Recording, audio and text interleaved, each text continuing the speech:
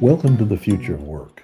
I'm your host, Frank Cottle. In today's episode, we will discuss how sustainability is reshaping the workforce with our guest, Neil Yeo, founder and CEO of OnePointFive and a Forbes Next 1000 climate thought leader. So join us as we explore how the evolving concept of green skills are becoming essential for future-proofing businesses and careers, and discover how you can become a catalyst for environmental and business transformation. Neil, welcome to the Future Work Podcast. Really excited to have you here. Your expertise is without peer. You are the messenger of green. And I really want to pose a simple question. We're going to talk about being green today and all the implications of it. But is green really the future of work? That is a great question, and I think that's what we're here to ask. And maybe a good way that I can put this is I think yes. If you think about it, in today's age, we've never experienced the worst of environmental impacts from the degradation of how we've been treating our world. So, one clear statistic is currently we're actually consuming 1.7 Earths, more than what the Earth can replenish. And if you just think about it from a basic math standpoint, 30% of our world is made of land, and we have more than 8 billion people. At some point in time, we're going to run out of resources. So, unless we are thinking green, the future of business is at strife. Well, let's define something. Yeah. When we talk about green, green means different things to different people. Yes. Okay, my wife, green means vegetables for dinner. Okay, and we eat a lot of those. But um, let's really define what green means. And I know you're going to talk about green skills also, which is part of the future of work question. So define what green means to you and in your use of it to our audience. Yes, absolutely. I'm going to try my best to do this because we use a lot of jargon, as I would say, in many different industries. So, green skills, I'll just jump straight to the chase. Green skills are competencies, so your abilities or your knowledge to help an individual or an organization to implement environmental practices. So, what do I mean by that is historically, we've seen it. We know that solar and wind energy, we can relate to that, right? Is a different form of energy than perhaps burning fossil fuels. That is green. And there are green skills involved in order to transition the way that we consume energy so that it is sustainable in practice. We can think about it in terms of reducing waste, conserving our resources, or even measuring these emissions that are actually creating global warming, which are changing our weather patterns. So, green is a catch all phrase. And this is the frustrating thing I have about how to actually embed environmental and sustainable practices as an individual, but throughout the workforce. You know, one of the things that we're bombarded with daily is data. Mm-hmm. You just use some. Oh, we're consuming 1.3 Earths annually. Really? I haven't eaten any dirt lately, so I'm not sure about that. But we're bombarded with lots of data. Mm-hmm. And one of those data points is net zero. Yeah. Um, I'm in the UK. I'm going to be net zero by 2050. And here's how we're going to do it. We're going to have all electric cars. Let's take electric cars as an example. Um, Electric cars are green. Mm-hmm. They're greener, Yes. but they're not really that green. It takes a lot of carbon fossil fuel to build an electric car. It True. takes a lot of mineral resources to build the batteries, etc.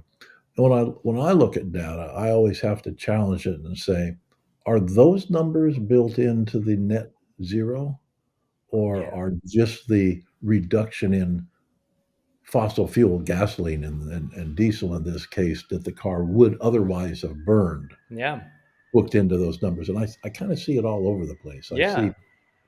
what they say. I think Mark Twain said it best about statistics: lies, lies, and damned lies. How do we rectify this so if we believe in something, Yeah. we know that we really can believe in it? Yeah. 100%. Well, let's take one step back because you used the word net zero. And for those that don't know what net zero is, let's take one step back. So the United Nations came up with the concept that right now, greenhouse gases are getting emitted. There are carbon dioxide, there's methanes from cow burps, industrial processes, all of which contribute to this blanket around our atmosphere. And the more that we've been emitting into the atmosphere through our industries, including fossil fuels and our industrial processes, it's almost like putting on a thicker and thicker blanket. So we would get warmer and warmer and become very uncomfortable. So just like when we had the ozone layer, so you remember when we had the hole in the ozone layer, I think many people might recall Yeah, that. Yeah. I couldn't use hairspray anymore. Yeah. Well, and that's actually a great point. We realized there was a hole in the ozone layer. UV rays were coming down and giving people skin cancer. And so the United Nations said we need to make a very simple way for individuals and industry to close the ozone layer. And what they realized was that it was aerosols, it was refrigerants, it was things causing the ozone. So the pathway forward was to stop using aerosols. The same thing has happened with global warming. Yeah. It has been effective. 100%. And it was effective because the solution was something we could all understand and actually act on. The problem with greenhouse gas emissions, and I talked to Seth Godin about this, who's one of our advisors, is if greenhouse gases were purple, we would have solved the problem yesterday. The problem is that these gases are invisible.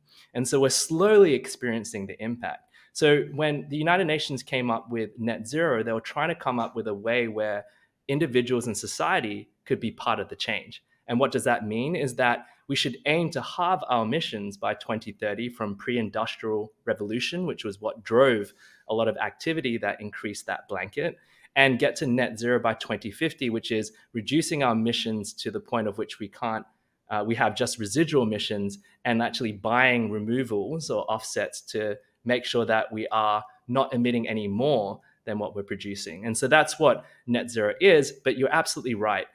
Data.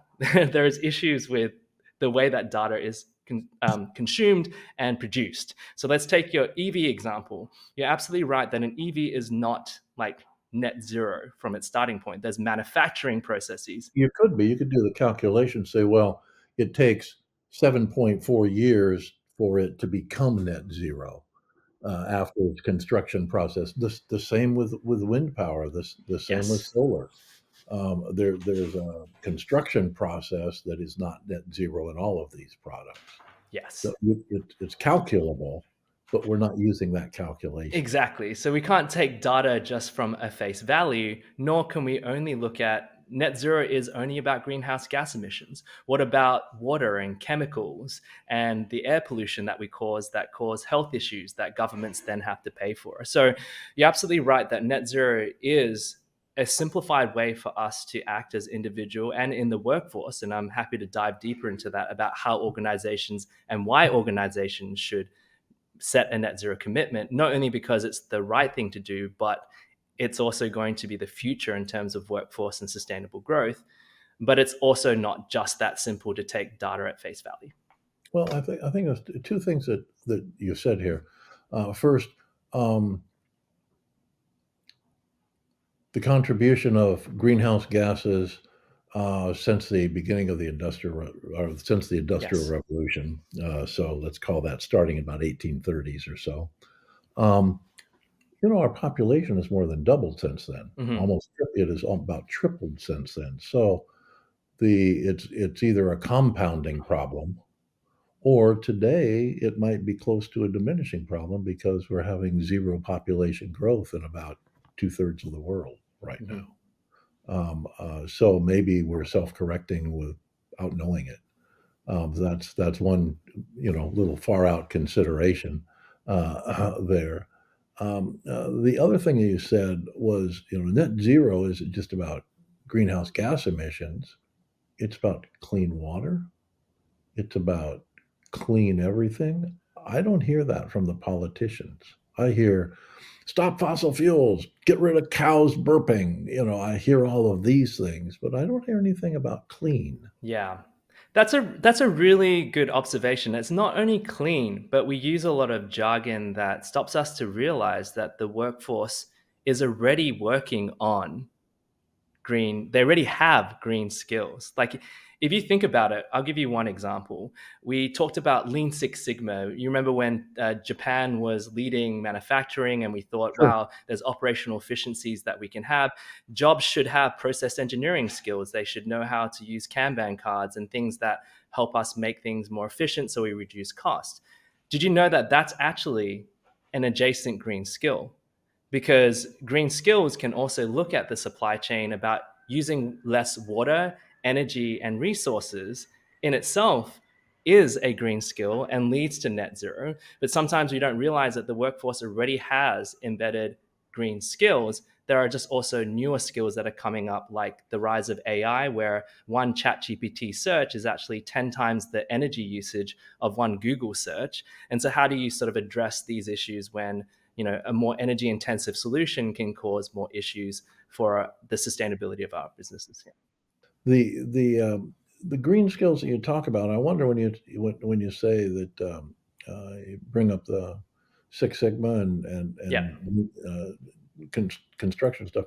I wonder if the development of the intermodal system on just-in-time inventory concepts, Yes. things of that nature, are part of an unrecognized green skill that has been in existence for, well, that started in the mid 90s, I guess, Yeah. for that long. And if so, and if we recognize it, how do we calculate the impact? Yeah, this is absolutely right. I think, and we noticed this from our own climate workforce playbook. We actually went out to industry and we were curious about the exact question that you had. How many of these green skills already exist, but we're just calling them green, but they've existed for many years already?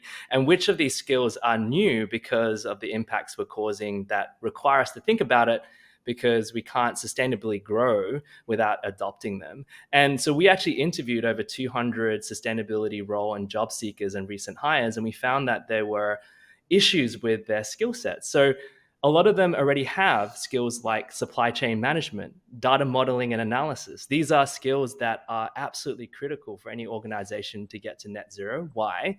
Because the majority of a company's impact is in its supply chain, not in what it owns. And we've known that for years. And so, therefore, there's not only a financial opportunity to use these supply chain skills to net zero, but if you get upskilled a bit to understand how supply chains contribute to environmental impact, you can basically reapply your skills to the future of the workforce, which is going to have, in my opinion, embedded sustainability skills.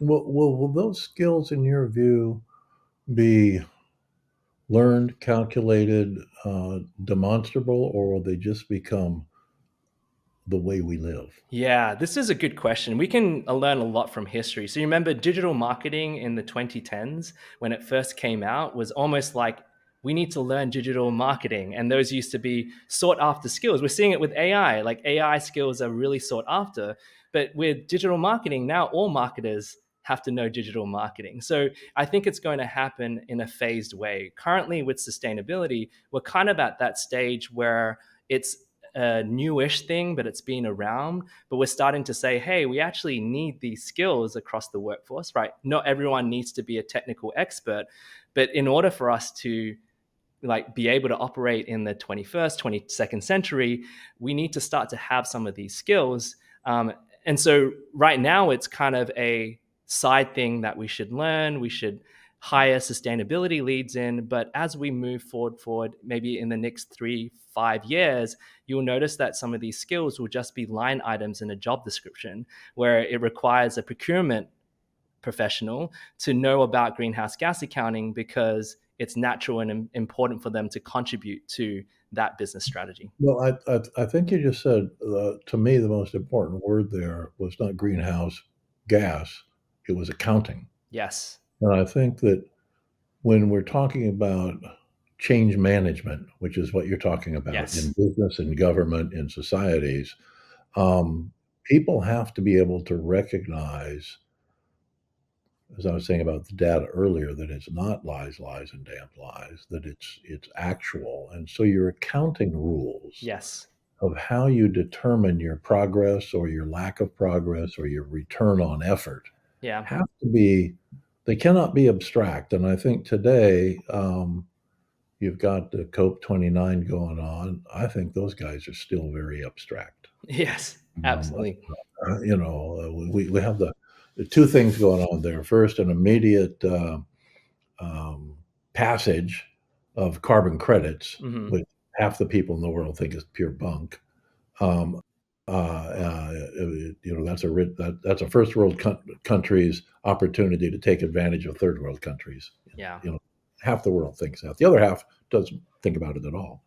And then you have the blessings of fossil fuels as a part of a keynote speech by the host of the meeting.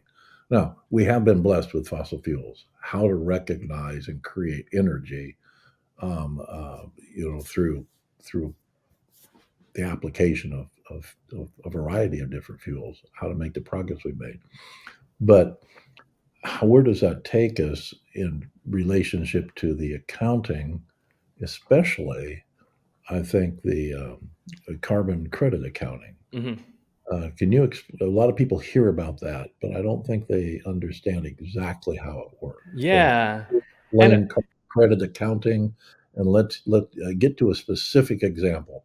yeah, I'm more than happy to explain this. I think maybe before we close off that last route on why people should care, because I don't think we actually got there, is there's a LinkedIn Green Skills report that just got launched this week that people should definitely take a look at, because there are two big statistics that people should know. Like, why should you even want like a skill like greenhouse gas accounting? Like, why should I care? Why should I care to enhance my supply chain skills in the age of greening pathways? Well, one, we actually found that if you actually get a green skill, LinkedIn shows that it actually improves your hiring rate by 80%. And that's in the US alone. And globally, if you get one green skill, you improve your hireability by 50%. Yeah. Define a green skill that would do Yeah. that. So let me give you one. I mean, green skills be as simple as, I don't know, energy efficiency, understanding the fact that LED lights are better than traditional light bulbs. That's an example. Okay, so if I have a college class from any university, Yes. or any college, or I've taken even an accreditation course, Hmm. it says I understand the difference between incandescent lighting and LED lighting.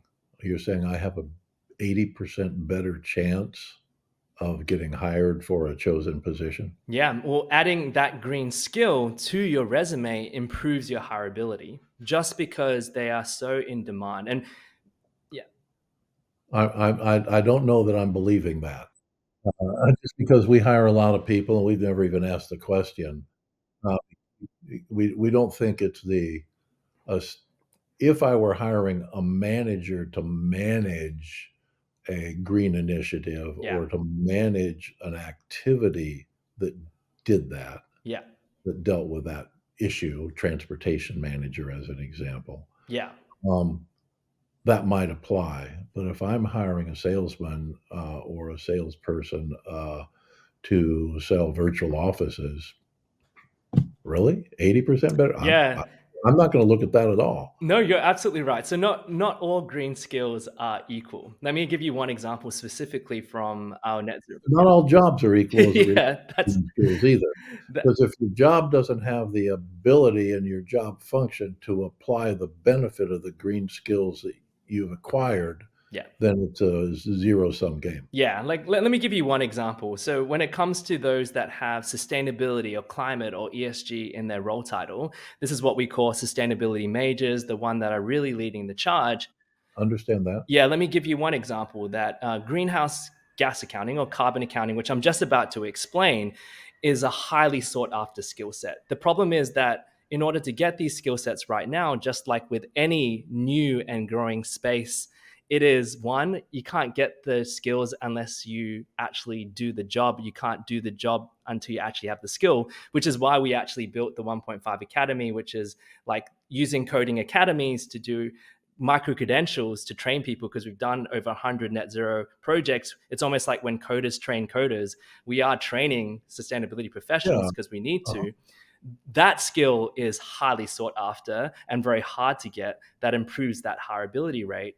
And additionally, it's because there's that 2 times growth difference. So there are 2 times the number of jobs that are in demand right now. And again, it depends in different areas, but there's only half the supply of talent because of some of the accessibility of these specific technical skills. So yes, 100%. Supply chain skills, you can get them anywhere. Marketing skills, maybe learn a bit about sustainability, but I'm talking about some of these like real technical things that are still brand new. Like how many people have AI skills today, but how many people may have AI skills in, say, 5 years' time? The same thing's happening in sustainability. Well, people have always said most of my intelligence is artificial, so I was born with it, I guess. One question I'll ask, and I'm picking on you with this question a No, little, go for it. but I think it's important for people to understand when we throw out a number is Indeed is a major hiring platform. Yes. As a percentage of jobs available on Indeed, and you probably don't know this one way or the other, so I'm putting you on the spot, but how many of them say must have sustainability skills in order to be fired? What percentage? Yeah. 1%, 1%, 3%? Do you have any idea on that? Because that's germane to your main point. Yeah, I can give you it from the LinkedIn side because we have that partnership. In Okay. fact, their Green Skills report mentioned our academy this week was great, which is a skilling Uh-huh. pathway. Mm. So LinkedIn's identified 41,000 skills across all jobs, Uh-huh. across 250 categories. Out of those 41,000 skills, about 1,200 are green skills. So we can do a bit of the calculation. It's not Quarter of a percent. Yes, it's about a quarter of the percent. But the thing to note is that it is growing at a rapid rate. I think there's a growth in not only existing skills that have then line items requiring green skills, but also these new green skills, like how do you measure the carbon emissions of AI, the Mhm. energy intensity, because it's not only sustainable, but it's also the cost of these data centers that now big tech have to have. So you're having these kind of recategorizations of existing skills. Yes, they're not like the majority of skills, but they are growing rapidly and probably will grow more and more throughout the years. Well, one thing I've noticed in support of your point is, my wife and I are very close to a particular college. It's a small school that we both attended, and that sort of thing. And when we look at their curriculum, because we do a scholarship thing with them, when we look at their curriculum, um, we noticed that this year they added a sustainability major. Yes. And this is a small liberal arts college, overall, not an engineering school or something like that. But they did add a sustainability major as Yeah. a part of what they felt was important in planning for the future. Yeah.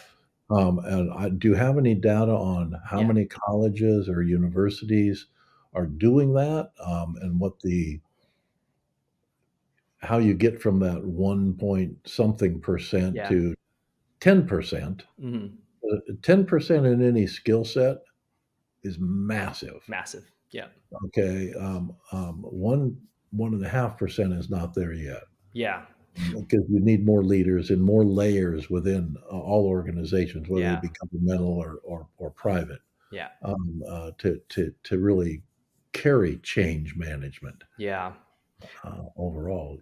Any idea on the curriculum changes? Yeah, so data points, no, but let me tell you one data point, which is that Gen Zs will be, I think, one in every, like 30% of the workforce by 2030. And if we just think about Gen Z as a whole and what they've had to inherit in terms of the world that we have and what they buy by their values, we're seeing this direction that it's undeniable that they want to actually get educated on the environment and sustainability in large masses, which then I think drives the demand of these academic institutions to offer it.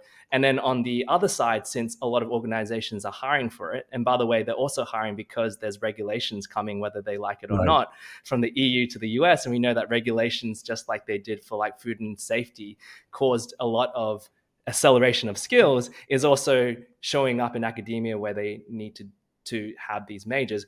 But the one anecdote I'd use is the story that I actually did a master's of environmental management at Yale University. I loved the university, but unfortunately, I only learned less than 10% of the skills that I needed to actually be in like the sustainability field. Yeah, but it's not a good old boy network that can't quit. So, okay. But I think there's something to be said here that a lot of academics are starting to have majors like Masters of Sustainability, Environmental Sciences. But if we think about academia historically, they are great for slower moving industries. So potentially like policies, environmental sciences, great. But what happens when you have these practitioner skills, like skills in industry, which are changing every 3 months? And even with AI, we know that skill sets are outpacing the ability for academia to keep up. So academia has a role to play to give us the fundamental climate science, the knowledge of what policy can be. But when it comes to the skills that we need today, based on the regulations that just got announced in California or the EU regulations that are now rolling through industry, we kind of need a bit more of a practitioner led model, which is why I think there's a huge room for micro credentials. There's huge room for organizational leaders to actually invest into practitioner led skills or applied skills learning for their workforce, not only to upskill them with the latest information that's in the last 3 months, not in the last 3 years like academics are, but also to improve retention and to follow this line that we're seeing into the future, which is you're eventually going to have this skill to improve your ability to do your job as a business professional. And that's kind of my prediction. Well, I think that's true. It comes down to, though, again, we're talking change management Yeah. in simple terms. You're the one that brought up Six Sigma, so I'll stick with change management for a minute. Um, that requires a majority of people Hmm. to buy in, and it also requires the will of those in authority during good times and bad times to sustain that change management effort. And I'll use the United States as an example, and I'll go back to the late '80s, early '90s. We passed in the United States back then what was called the Clean Air Act. Yes. You may or may not be familiar with it. Um, the Clean Air Act had a lot of rules and regulations about what companies had to do, didn't have to do. It instituted the practice of telecommuting and carbon credits and all of the things that we're still talking about today. But after about 3 or 4 years, 5 years maybe, there was a governmental change. Hmm. Um, there was an economic change at the same time, and the authorities lost the will to prosecute the plan effectively, Yeah. and it went away. Yeah. It evaporated, even though it was working. Yeah. They lost the will to sustain the effort Yeah. overall. And the reason that seemed to be is they couldn't find the return on investment. Yeah. They couldn't find the data that really made a difference. And when we talk about climate change, or even want to go to global warming for a second, when we talk about that, if it's all going only one way and there's all these efforts going on, and no one can see that those efforts are having an impact, will people sustain the will to Yeah. try? That's a really good question. I mean, that's been the overarching question since COVID pandemic really forced us to think about the future of the world. There was this uprising, at least in my field, of people wanting to say, well, we need to care about the planet and the future generations that we have. But you're absolutely right. When push comes to shove, will we still do this work? And I think there are two things that I kind of want to share. One is that we have never seen such bad impact on commodity prices, natural disasters, whether you believe that they're climate change related or not, that are starting to become undeniable and actually hitting our bottom line compared to the past. But the second one, bringing it to the workforce, is this concept of embedded sustainability. So let me give you one specific story. I actually interviewed the CSO, or the Chief Sustainability Officer, which is the C-suite that Mhm. oversees sustainability of Starbucks. Mhm. And he was one of our guests for the 1.5 Academy because we love to bring industry Uh-huh. experts that say, hey, what does it show up with in the actual real world? And as many people might know, Starbucks has had a shift in its CEO, maybe like several CEOs in the last couple of years. Yes, you might say they still use single-use carbs and they're not really sustainable, but they have still been able to make progress on sustainability because of this idea of embedded sustainability, meaning that Starbucks's team, sustainability team for its whole globe is, I think, 10 people, like not that many people at all.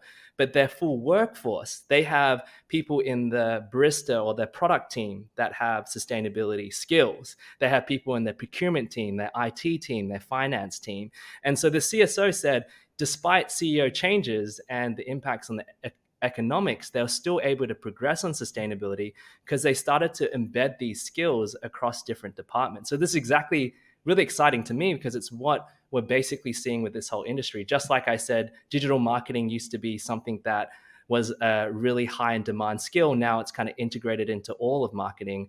Some firms that have already been trying to do sustainability have realized that the real goal is to get your whole workforce trained in some type of sustainability skill. Like, not everyone needs to be a technical expert, but imagine what is possible to make it sticky. Yeah. Starbucks could have a big contribution to sustainability just by not using the fuel to over roast their coffee. Yeah, Um, that is true. they burn it. But using Starbucks as an example, let's Yes. compliment and pick on them at the same Yeah. time. Great effort, 10 folks embedding consciousness, sustainability consciousness throughout the organization. That's important. You can't have change without that, no matter what. Um, what percentage of reduction have they made per any metric overall that we would say is measurable? Yeah, yeah, that is a great thing. So we can come back to what we call carbon accounting. Maybe I can explain it Yeah, in that way good because I segue. think, yeah, we really need to define what that is. So for those that don't understand what carbon accounting is, it's like financial accounting. It's just, instead of looking at the financial health of an organization, we're looking at the environmental health of an organization. So there's a lot of parallels between the two fields. It's an annual statement, it has line items, it has numbers, you compare them year to year. And what greenhouse gas or carbon accounting was trying to do was to create a methodology that allowed organizations to measure their direct emissions. So these are buildings that they own, the heat, steam, energy usage that they have, even the use of their products, the end of life of their products, their capital investments. All these little line items kind of show up just like a cash flow statement or a profit and loss statement, in a way that was trying to make it accountable for organizations to measure these elements that can be compared year on year, and also for these statements to be compared against other companies. So yeah, I'll interrupt you and of ask course. a question. I apologize for that. But in financial accounting, Yes. we have rules. Yes. Those rules are auditable. Hmm. Is there an Are the rules for carbon accounting set to the same level of standards and equally auditable by outside third parties so that we see those reports, we know they're accurate? Yeah. Yes, they are, but they must get better. So green No, carbon. no, no. If they either are or they aren't. That's a black and No, white they question. okay. I would say that no. I would say no, but the reason why I believe it will be is twofold. So one, let's just touch on your point. Um, Greenhouse gas or carbon accounting, as mature as financial accounting was in the 1930s. Okay, so we knew how much creative accounting we had. It has no basis in accuracy at all. Yeah. So no, Yeah. I'm saying it as it is. There's still it's Yeah, yeah. No, but that's okay. It tells us where we are versus yeah. where we need to get to. It's historically voluntary. You can include certain items, you don't have to include others.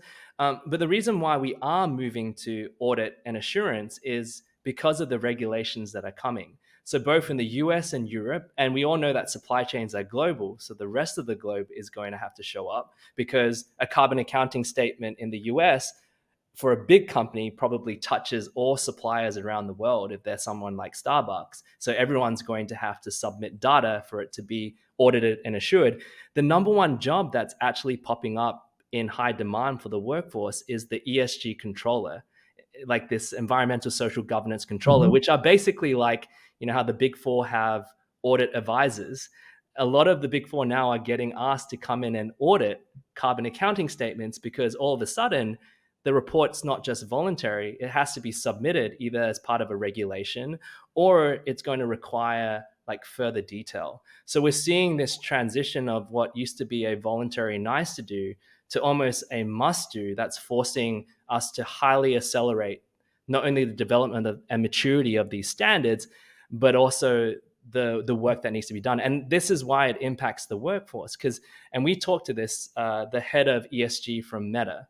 So she also came and spoke to our academy members. And let me give you one example. There is a new standard called CSRD in EU, so you don't have to worry about it too much, but there's a new standard that's going to change the accounting laws, and that just came out a few months ago. So academics and academic programs do not even have it in their curriculum, right? And she's having to spend half of her time interpreting this knowledge, trying to get change management, talk to her stakeholders to convince them, first of all, what is it? What do I have to care? And how does that change my reporting? And she's wasted about 6 months of her time doing that because there isn't the basic competency and ability to distribute that knowledge across the workforce. So what's happening right now is not only this acceleration of this maturity of accounting or other skills that are required because of regulations, but there's an increased acceleration of continuous learning that's actually needed in the workforce for it to actually keep up with everything. And so that's where we're seeing a lot of change. Well, I want to make a statement you may or may not, you'll probably disagree with. Yeah. But green is a part of the future of work. Yeah. And its acceleration or its importance inside of the future work ultimately has to be measurable. Return on investment of the shareholders to the shareholders of the organizations that have green practices. Yes. And candidly, I don't see Meta's stock going up or down as a result of this young lady's work. Yeah, and you're absolutely right. There is difference between, and that's what has to happen. I mean, no, 100%. We drive things off selfishness. Yeah. And the other thing I'll reference is that you've referenced Gen Z several times. I'm obviously fall into the boomer category. But having been in that category or being an advanced part of that category now, I will make the statement that all generations think they invented peace, sex, and now sustainability. Every generation at its formulative period believes that they have changed or they will change these things. And yet it doesn't seem to happen in the way that we all wanted it to, or hoped it would, or believed it would, as we mature into second, third, fourth level generations, fifth level in my case. I mean, this is incredibly important stuff for a whole variety of reasons. Yeah. But at what cost and at what, disregarding climate change, we all believe, those of us that do believe at least, and I'm one of them, that the climate change is active and we do have a responsibility, whether we caused it or not. We have a responsibility to see that we don't cause it. Yes. So if it's something in our control, it's our responsibility to ourselves and to future generations, but mostly to ourselves right now, because there's 5 generations out there today. Forget the next ones. There's 5. We got a big span, 100 years of people here that we can impact. So at what cost, and when do we identify the thing that everybody goes, aha, I get it. I'm going to do that. Yeah. And is that a first world thing only? Or wait a second, the first world doesn't have the majority of the population. Is that a first and second? The fastest growing is the third. Our first and second world countries are actually shrinking a little bit slowly, not sustaining their population. So we have to make this a third world country priority Yeah. because that's where the growth of population is. How do you do that? Yeah. And we have to end on that because we're running long, and I apologize to say that, but how do you do that? Yeah, so this is a great question. The one thing I would sort of say is that we all need to get smarter about climate, and this is the issue that we have is knowledge. How do we understand and gain knowledge, especially in the workforce, to progress our careers and to know that what we're doing is going to be a net positive, ideally from a purpose standpoint and from an outcome standpoint. So even on our website, opf.degree, we have a monthly newsletter to basically answer these questions. We do the advisory work, we do the academy work, we launch these reports because it's literally these questions, Frank, that we almost spend so much time grappling with that we then don't know how to apply it into our careers, into the workforce. What do I do?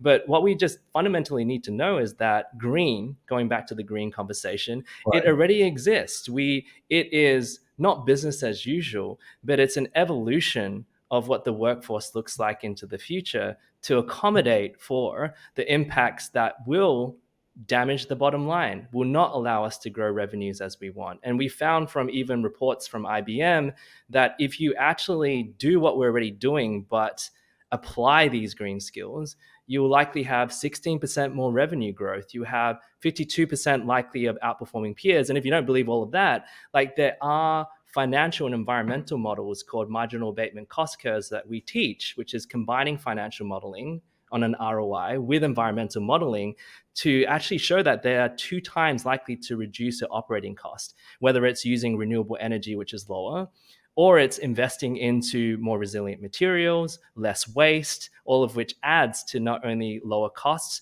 but higher revenue through the reputation that you make. But yes, you're absolutely right. There are going to be things that cost more money. They're going to take more time. And I think from a psychological standpoint, it's like a meteor is coming to us, but we're not worried about it because it hasn't hit us yet. I think we always, as human nature, just need to see things, and we need to sometimes change our perspective to realize that this meteor will eventually hit us, just like the Don't Look Up movie, which I think was great, that actually hinders our ability to actually build the workforce of the future.